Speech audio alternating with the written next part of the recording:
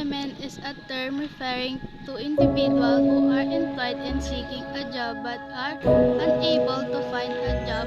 Furthermore, it is those people in the workforce or pool of people who are able for work that does not have an appropriate job, usually measured by the unemployment rate, which is dividing the number of employed people by the total number of people in the workplace. Unemployment serves as the one of the indicators of an economy's status.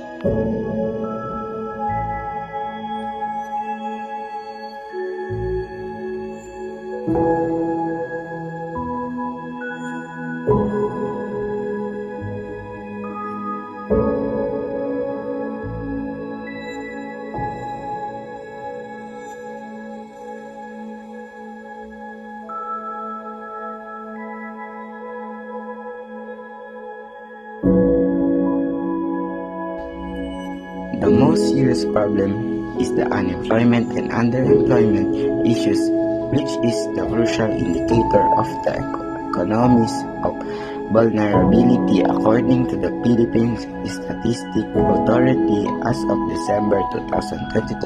The estimated unemployment rate in the Philippines is at 3.1%.